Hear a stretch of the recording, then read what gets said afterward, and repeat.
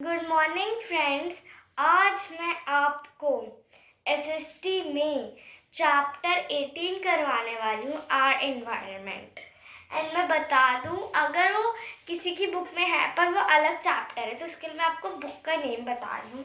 The book name is the new book of social studies. So let's begin. Pause करो। तो chapter 18 में हम लोग क्या समझने वाले? वेस्ट। वेस्ट क्या होता है? अनवांटेड थिंग जो हमारे सराउंडिंग्स में होती है। And now waste can be of two type, biodegradable and non biodegradable. So हम पढ़ते हैं बायोडिग्रेडेबल एंड नॉन बायोडिग्रेडेबल क्या होता है। Bio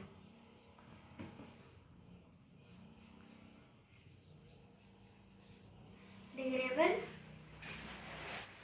non biodegradable. बायोडिग्रेडेबल क्या होता है? वो वेस्ट जो सॉइल के अंदर मिल जाता है, substance that get decomposed in soil easily. And non biodegradable वो होते हैं सब्सटेंस जो मिलते नहीं है। जैसे ये प्लास्टिक की बॉटल है, ये मिलेगी नहीं सॉइल के साथ, बट ये अगर मैं books pages if I do तो वो मिल जाएंगे। या फिर ये थैला आपको दिख रहा है पेपर का है, इट कैन बी ऑल्सो। कुछ पेपर्स नहीं होते पर कुछ पेपर्स हो जाते हैं। So now I am giving you a second, you can write what I am writing. Okay, ये अपनी बुक नोटबुक एंड पेंसिल लेके बैठ जाइए। What ever you do, any fourth class की वीडियो पाए मीन्स आपके नॉलेज के लिए फोर्थ क्लास की है। अब मैं आपको बता देती हूँ बायोडिग्रेडेबल नॉन बायोडिग्रेडेबल की वो क्या कहते हैं, definition.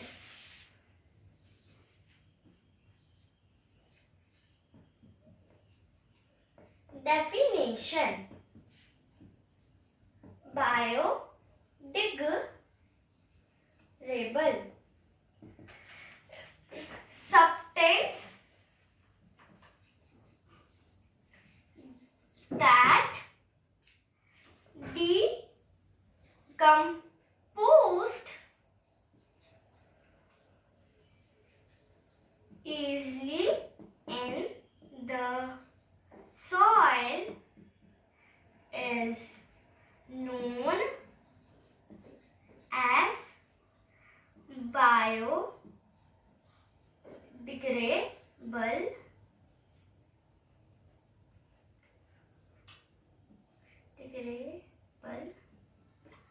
waste. And non-biodegradable will be ulta, opposite. Substances that do not decompose easily in the soil is known as biodegradable waste. And examples are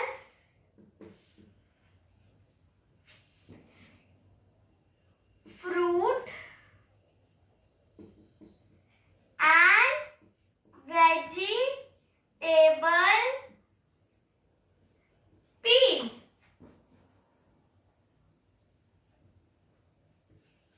See guys, बच्चों, मैं नॉन बायोडिग्रेडेबल की नहीं लिख रही हूँ क्योंकि फिर वो समझ में नहीं आएगी। ठीक है, अलग अलग लिख नहीं रही हूँ। You only want to add in the if you're writing non-biodegradable की definition, only write substance that do not only and change it. And examples for it are plastic, the main is. I'm not writing else because it will be confusing for you. Okay, and now let's move to, हम अब ये तो कर लिया हमने, पर हम अभी नॉन बायोडिग्रेडेबल वेस्ट को कैसे कम करें अपने। नॉन बायोडिग्रेडेबल वेस्ट से वैसे हमारी अर्थ इतनी पॉल्यूटेड हो जाती है। अब पॉल्यूटेड के भी मतलब बताऊंगी, पहले देखते हैं। नॉन बायोडिग्रेडेबल को खत्म करने के लिए हम लोग यूज कर सकते हैं अगर apply 3 R's. What are 3 R's? Reduce,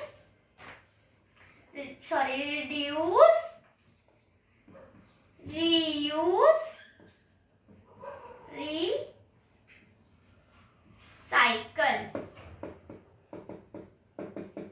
ठीक है, इसकी मैं डेफिनेशंस नहीं करवाऊंगी, बता। रिड्यूस क्या होता है?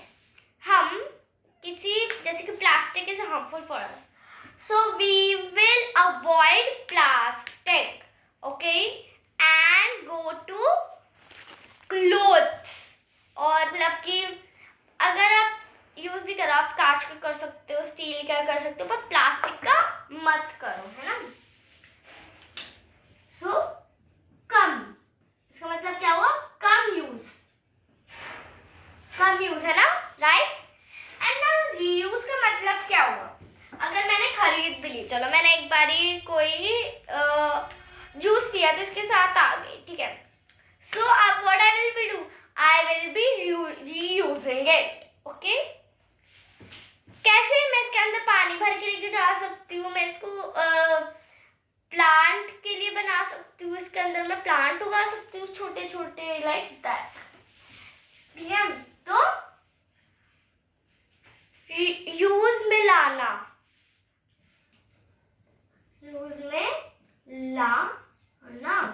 एंड रिसाइकल, जैसे ये है, ठीक है। देख, मार्कर है, मार्कर इज ऑफ प्लास्टिक। अगर मैं ये मार्कर रद्दी वाले को दूंगी तो ये किसी कुछ और चीज बना देगा इस मार्कर के, प्लास्टिक, मतलब न्यू चीज। मोटा मोटा हमने ये समझ लिया। अब आते हैं पोल्यूशन। मैम आपने बोला था पोल्यूशन के बारे में, पोल्यूशन होता है जिससे, अब पोल्यूशन भी समझ लेते हैं कि क्या होता है। What is pollution? See, in which I am making this dot, मतलब कि only one dot, it is mean it is normal. If I am making 2 dots, it is important, and 3 dots, amazing fact, okay? Understand? Pollution. Pollution वो चीज होती है, ठीक है। अब ये आपको लिखना है, ठीक है। When the environment gets contaminated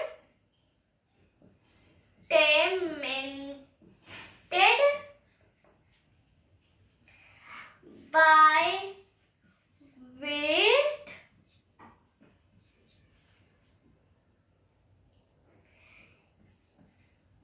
chemical,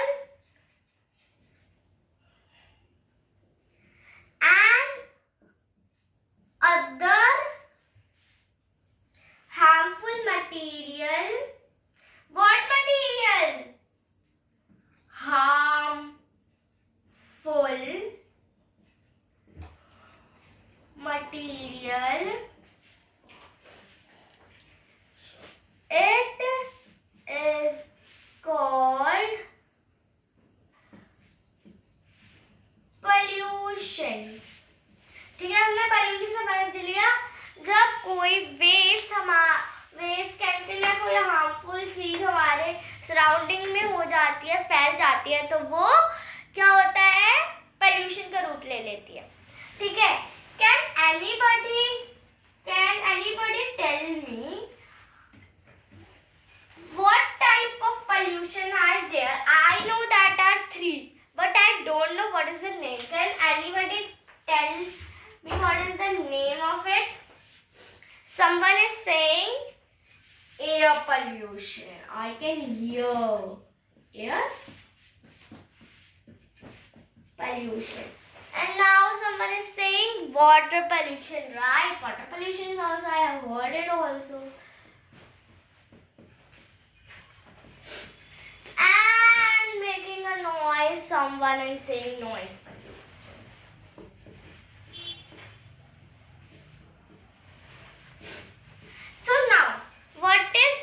pollution.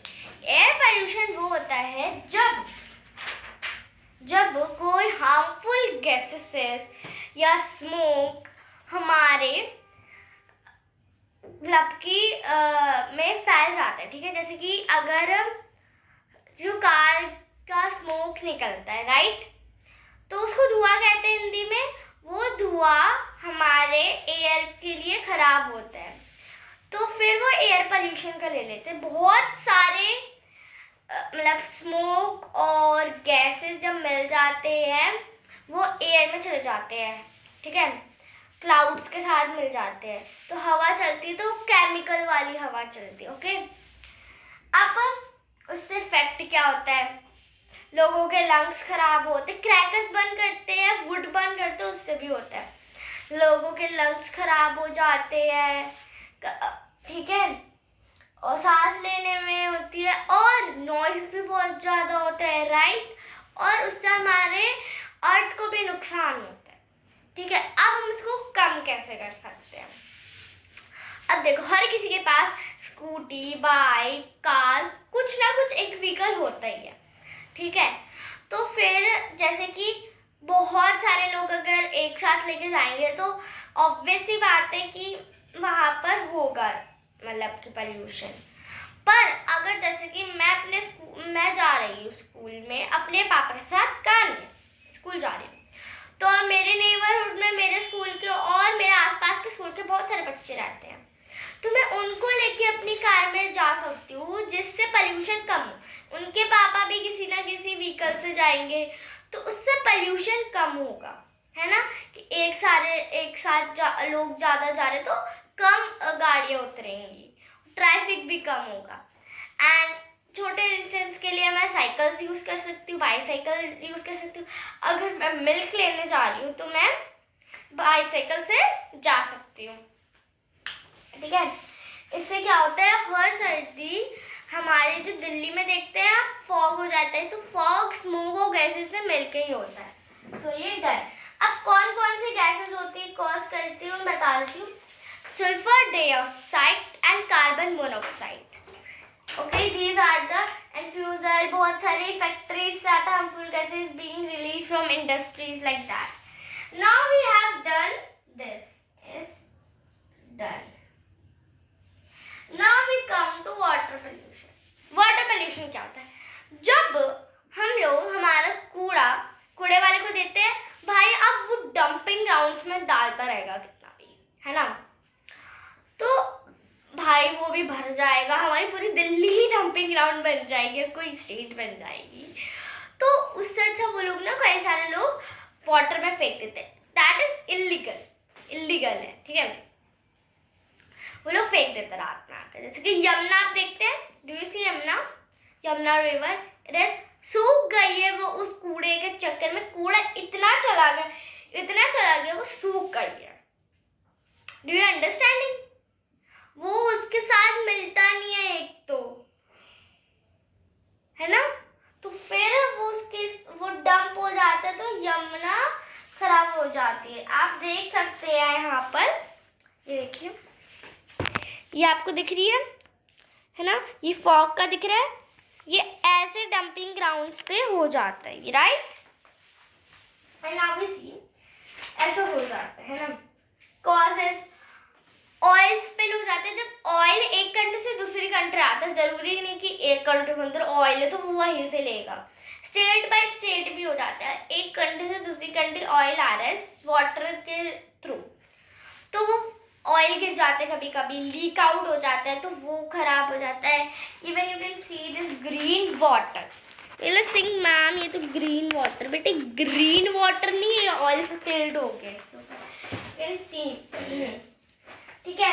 बच्चे नहाते हैं नदियों में, है धोपे से धोते हैं ना, कपड़े धोते हैं, आपने देखा होगा विलेजेस में बच्चे नहाते हैं, उससे भी होता है, ये ऑयल स्पिल हो जाता है, डंपिंग हो जाती है, उससे भी होता है। अब इफेक्ट क्या होते हैं? मरीन ड्राइव को बहुत ज्यादा इफेक्ट, ना वाटर एनिमल्स को, एंड हमें अच्छा पानी नहीं मिल पाता है। Do you know in Delhi we drink नाले का पानी, it was filter, then we drink it. So if we want to drink नाले का पानी filtered, why we don't directly drink it? Yeah, some rivers have mineral water, means salty water can also filter for mineral water, but the river is dirty. We do, it will be black water. Okay, and now what we can do? वहां पर जाके नहाओ मत, ban लगा दो, fine लगा दो, police तैनात कर दो, है ना, 1-2 पुलिस तो होनी चाहिए, ठीक है।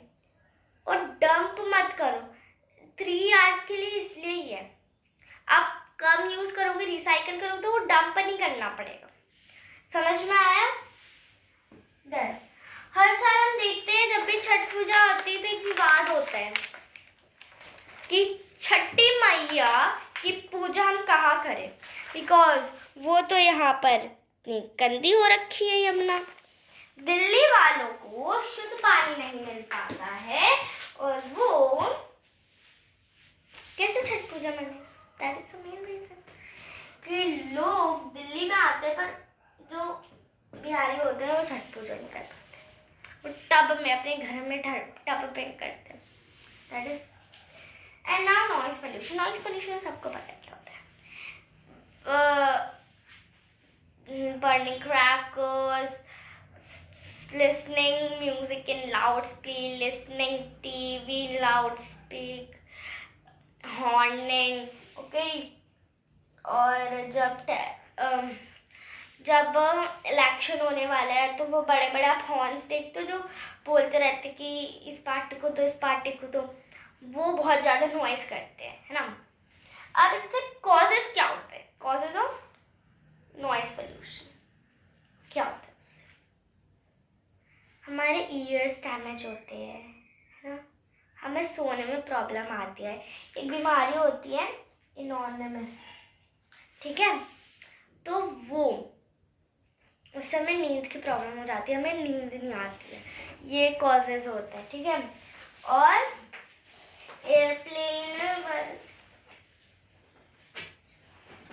ठीक है, और हमें सोने में प्रॉब्लम होती है, हमारे ईयर्स डैमेज हो जाते हैं। जैसे प्लेन हमारे घर के ऊपर से जा रहे हैं, हेलीकॉप्टर जा रहे हैं, तो कितनी तेज आवाज आती है ना, तो उससे भी हो जाते हैं।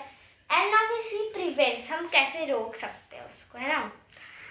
हम लोग लाउड स्पीकर यूज ना करें। अगर आपको लाउड स्पीकर यूज करने हैं, कानून बना रखे हैं गवर्नमेंट ने कि 10 PM के बाद कोई नहीं बजाएगा, क्योंकि सब सोने चले जाते हैं। मोस्ट पीपल तो 9 बजे भी सो जाते हैं, पर कुछ नहीं सोते हैं, तो उनकी नींद खराब हो जाती है। पर कोई मानेगा तो है नहीं, सब लाउड स्पीकर्स बजाते हैं। और ये आप देखते होंगे कि कोई भी फेस्टिवल होता है, मुस्लिम्स का हो, क्रिश्चियंस का हो, ईसाई का हो, हिंदू का हो, किसी का भी हो, ठीक है, लाउड स्पीकर बजाने लग जाते हैं, तो उससे भी होता है, तो वो यूज ना करें तो बहुत अच्छी बात। और लाउड स्पीकर्स पे टीवी और म्यूजिक ना सुने तो वो भी अच्छा है, क्योंकि पढ़ाई में भी कंसंट्रेशन नहीं लगता है, राइट, तो ना करें। डन। अब आपने चैप्टर तो पढ़ लिया है, पर अगर आप 3 आवर्स अप्लाई करोगे तो प्लीज कमेंट में थम्स अप भेजना। और अगर आप सब जो प्रिवेंट्स थे मैंने जो आपको समझाए हैं वो आप फॉलो करोगे, सारे प्रिवेंट्स, ठीक है, और 3 आवर्स, सो कमेंट में ट्रिपल थम्स अप भेजना। Okay guys, bye, see you in next video.